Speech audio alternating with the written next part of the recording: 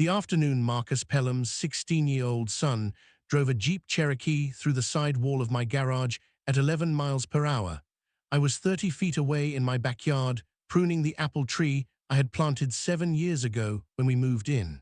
And the sound the impact made was not dramatic, the way movie collisions are dramatic. It was a single dense thud followed by the specific sound of structural material failing, which to a civil engineer who has spent 22 years listening to buildings tell him things sounds less like a crash and more like a sentence, a short declarative statement about force and resistance, and which one had won. I set down my pruning shears. I walked around the side of the house. I looked at what had happened. Then I went inside and got my phone and started documenting before I did anything else, because that is the correct sequence, and I have never deviated from it in 22 years of professional practice. My name is Grant Holloway. I am 51 years old, a licensed civil and structural engineer with 22 years of experience in residential and commercial construction analysis, and I have lived in the Maplewood Grove HOA development in southern Georgia for 7 years. My wife Sandra works in pharmaceutical research. Our garage is a detached two-car structure set back 30 feet from the side property line, accessed by a concrete driveway that runs from the street along the southern edge of our lot. The garage has a concrete block lower wall course, a wood frame upper structure, and a standing seam metal roof that I had installed 4 years ago because standing seam lasts, and because I do not build things to minimum specification when correct specification is available. The southern wall of the garage, the wall that faced the property line and the adjacent driveway, was the wall that Ryan Pelham's Jeep had driven into. Ryan was 16 and had a learner's permit. He lived with his parents Marcus and Teresa Pelham in the house directly south of mine. The driveway he had been practicing on was his own family's driveway, which ran parallel to mine along the shared property line, approximately 18 feet from the side of my garage. 18 feet is adequate separation between a driveway and a garage when the vehicle on the driveway is operated by someone with control of the vehicle. It is not adequate separation when the vehicle on the driveway is operated by a 16-year-old on a learner's permit who presses the accelerator instead of the brake during a reversing maneuver and travels 18 feet of lateral distance before the garage wall stops him. I photographed the damage before I spoke to anyone. The Jeep's front right corner had penetrated the lower concrete block course by approximately 8 inches, cracking a 2-foot section of the foundation course and displacing 2 blocks. The wood frame above the foundation course had taken the load transfer and had sustained a shear crack in the king stud beside the impact zone that ran 14 inches vertically. The exterior sheathing had buckled in a 3-foot radius around the impact point. The interior drywall had cracked in a pattern consistent with the frame deflection. The roof connection at the wall plate above the impact zone showed no movement, which I noted as significant because it meant the structural integrity of the roof system was not compromised. I photographed everything: impact point from 4 angles, foundation damage close up, frame damage with the sheathing removed enough to see the king stud, interior drywall crack pattern, the Jeep's position relative to the wall, the tire marks in my driveway where the vehicle had crossed the property line. Then I called Sandra and told her what had happened and asked her to come home. Then I walked to the Pelham's driveway where Marcus and Teresa were standing with Ryan. Ryan was unhurt. The Jeep had a crumpled front right corner and a deployed airbag. Marcus said, "Grant, I am so sorry. We will take care of everything." I said, "I appreciate that, Marcus. I am documenting the damage now and I will get a repair estimate. Are you going through your insurance?" He said, "Absolutely. We will call them right now." I said, "Good. Please get a claim number to me today and I will send you my documentation." The conversation was civil and short. Marcus was genuinely upset and his apology was genuine, and I had no reason to treat him as an adversary at that moment. He had a 16-year-old who had made a mistake and he was saying the right things. I went back to my documentation. Sandra arrived home 40 minutes later. She looked at the damage and said, "How bad is it?" I said, "Structural damage to the foundation course and the wall frame. Not catastrophic, repairable, the roof system is intact. She said, how much? I said, I will know when I open it up and do the full assessment. My initial estimate is between 12 and 20,000, depending on what I find in the frame cavity. She said, Marcus said they would take care of it. I said, yes, he said that. I am documenting everything before I take that at face value. She said, of course you are. I did the full structural assessment the following day. I removed the exterior sheathing in the damage zone and inspected the frame cavity. The king stud damage was confined to the impact zone. The cripple stud below the rough opening to the right of the impact had also cracked at the base. The mudsill, the horizontal member at the foundation, had split along the grain for approximately 14 inches in the zone where the block course had been displaced. The anchor bolts connecting the mudsill to the foundation were intact. I prepared a formal damage assessment report of the kind I prepared for insurance claims on a professional basis. 12 pages, photographs with annotations, material quantities for repair, labor estimate based on prevailing rates in southern Georgia for this type of structural repair, code compliance requirements for repair under the current Georgia Residential Code, total repair cost estimate including permits, materials, and labor, $14,800. I sent it to Marcus that afternoon. He called me after receiving it. He said, Grant, $14,000 seems high for what looks like a hole in the wall. I said, Marcus, the damage involves the foundation course, the mudsill, the wall framing, the exterior sheathing, the interior drywall, and the repair needs to meet current code. The estimate reflects the actual scope.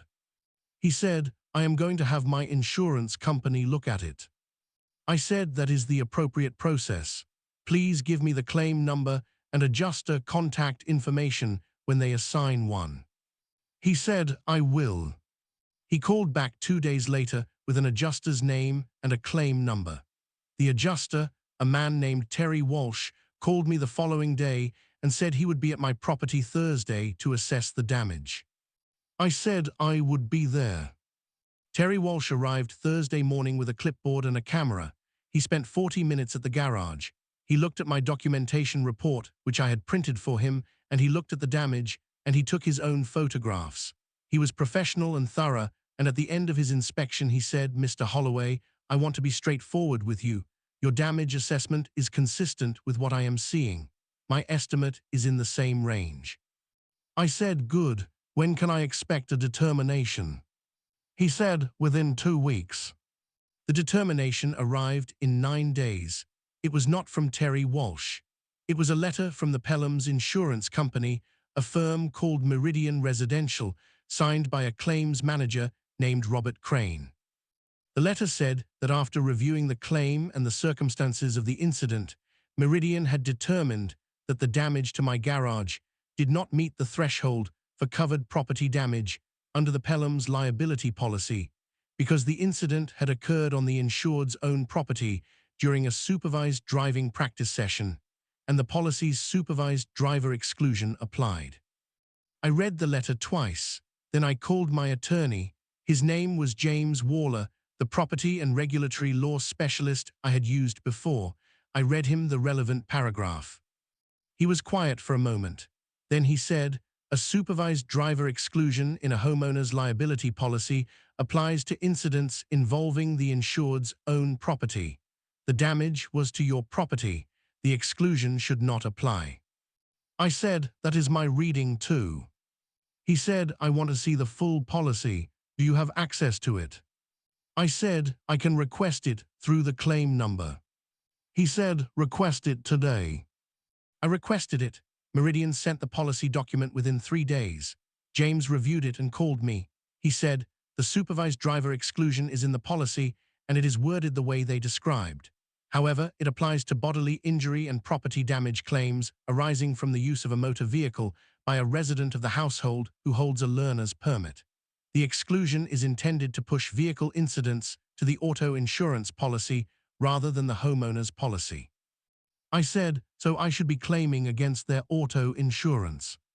He said that is where this should have been directed from the beginning.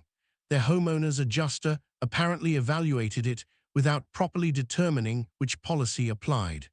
I want to send a letter to Meridian and to the Pelhams directing this to the auto liability claim. Marcus called me the same day James's letter went out. His tone had changed. It was no longer the warm, apologetic tone of the first conversation.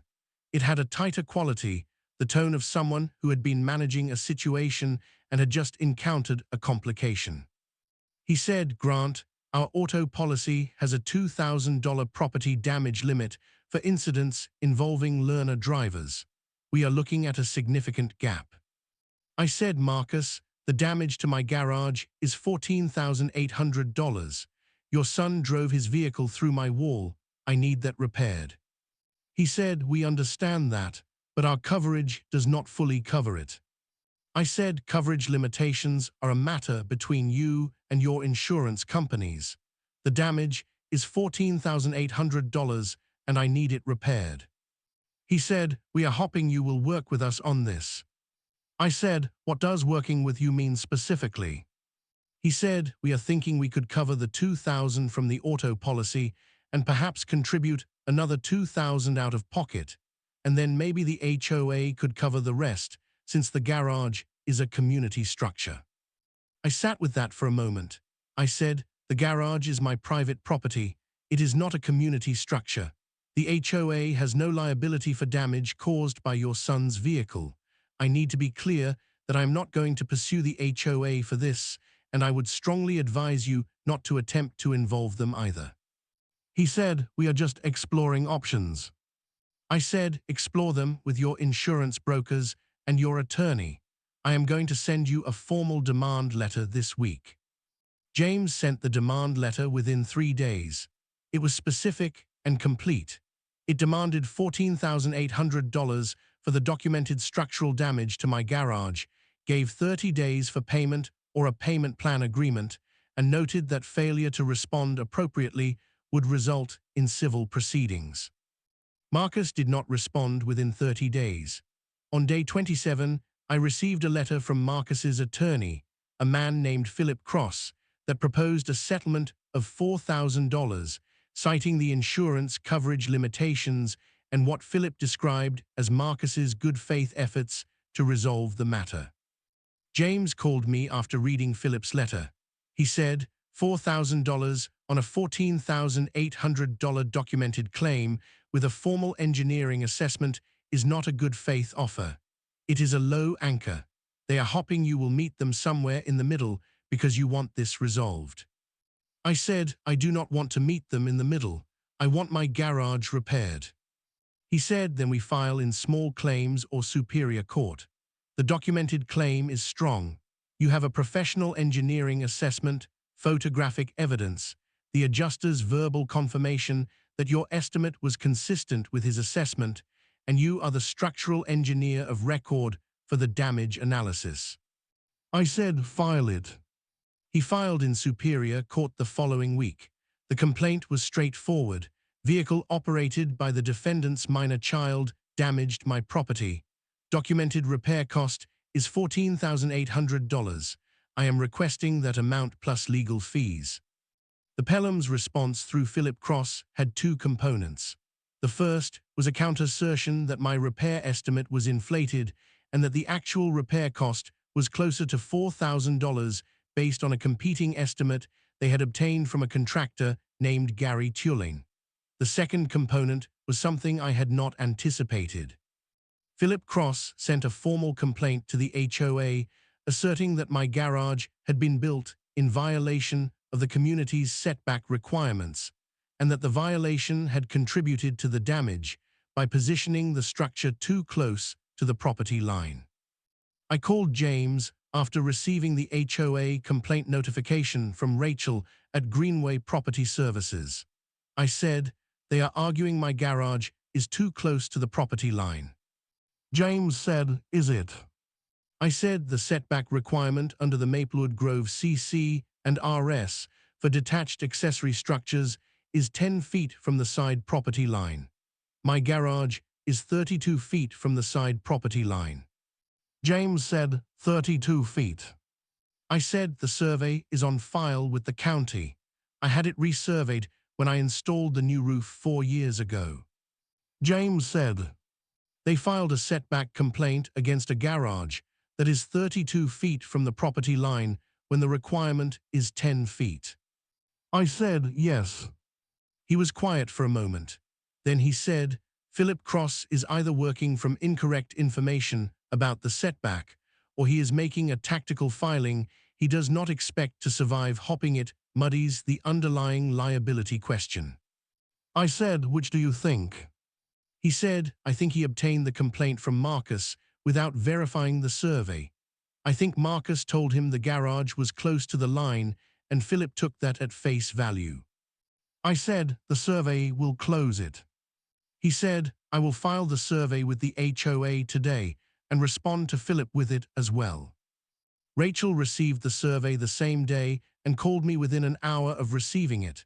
She said, the complaint is without foundation. Your garage is 32 feet from the property line. I am closing it.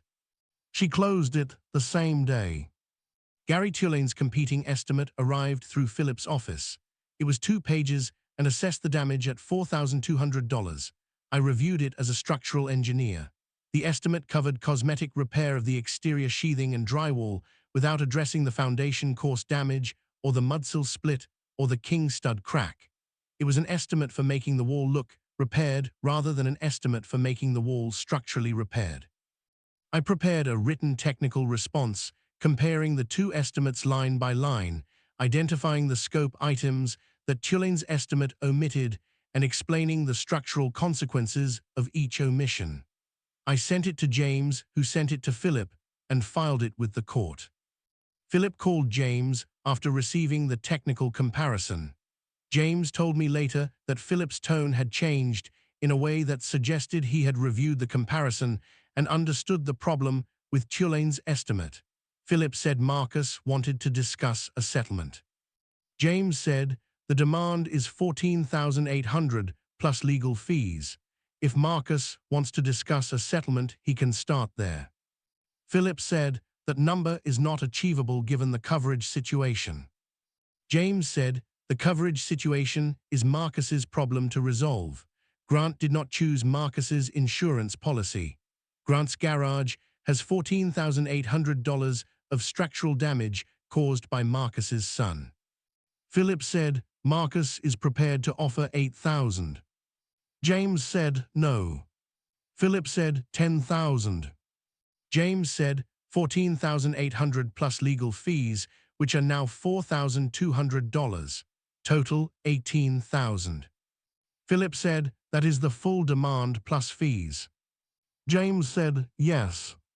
Philip said Marcus will not agree to $18,000. James said then we will see each other at the hearing. The hearing was set for 6 weeks out. In those 6 weeks, 2 things happened that changed the negotiation. The first was that Terry Walsh, the Meridian adjuster, was deposed as part of the court proceeding. In his deposition, he confirmed that his estimate had been consistent with mine and that the Tullane estimate was not consistent with full structural repair to code compliance standards. He said this clearly and specifically and under oath, and James had it in the transcript within a week. The second thing was that Marcus Pelham's auto insurance company, following James's letter directing the claim to the correct policy, conducted their own investigation and determined that the supervised driver exclusion in the homeowner's policy did not apply to property damage to third-party property and that their auto liability policy was primary for the claim. Their coverage limit for property damage was $50,000, well above the repair cost. They assigned a new adjuster named Carol Sims, who called James directly. James called me after speaking with Carol Sims. He said, the auto insurer has accepted liability and is prepared to pay the full repair cost. They are not happy with how this was initially handled by the homeowner's insurer, and they are not happy that it went to litigation before anyone correctly identified which policy applied. I said they are going to pay. He said they are going to pay $14,800. The legal fees are a separate question. They do not want to pay legal fees for a litigation they were not part of. I said I spent 4 months on this because the Pelhams directed me to the wrong insurer and then offered $4,000 and filed a false setback complaint. I am not waiving the legal fees. James said, I will make that position clear. Carol Sims called James back the following day and said the auto insurer would cover $12,000 of the $14,800 in repair costs, and that the Pelhams would cover the remaining $2,800 from the pocket, and the insurer would cover $4,000 of the legal fees, with the Pelhams covering the remaining $200.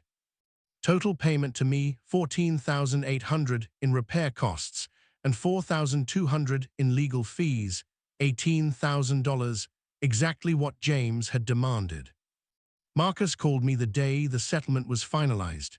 His voice was tired in the way people are tired when something has cost them more than they expected and taken longer than it should have and ended in the same place they could have ended 4 months earlier. He said, Grant, I want you to know I am sorry for how this went. I said, Marcus, I am sorry Ryan was frightened. I am glad he was not hurt. The process went the way it went because of decisions that were made in the first 2 weeks. He said, I thought we could manage the cost ourselves. I said the cost was documented at $14,800 in a professional engineering assessment on day 2. Every decision that followed that assessment either moved toward that number or moved away from it, and cost time and legal fees in the process. He said, I understand that now. I said, good, the garage will be repaired correctly. That was all I ever asked for.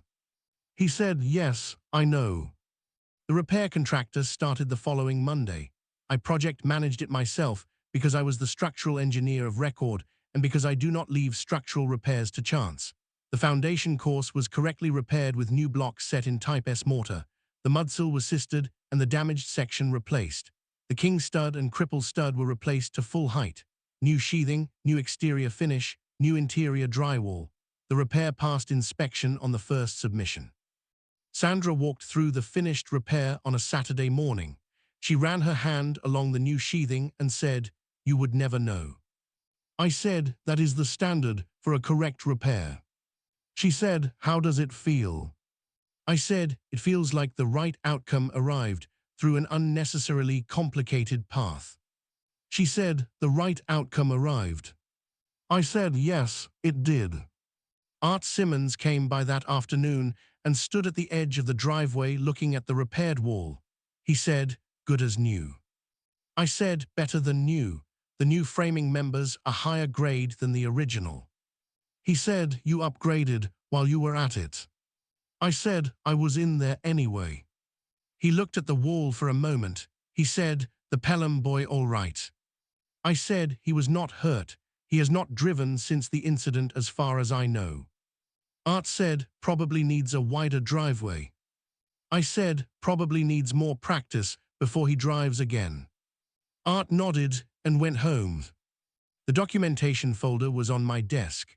4 months, $18,000, 1 full setback complaint, 2 insurance policies, 1 adjuster deposition, and a technical comparison of 2 repair estimates. All of it generated by a 16-year-old pressing the wrong pedal.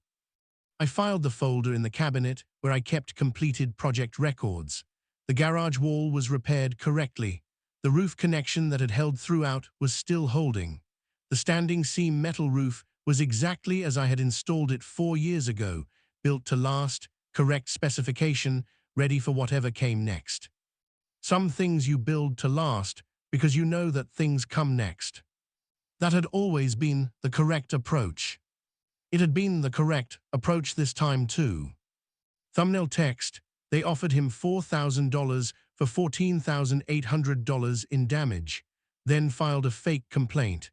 It cost them $18,000.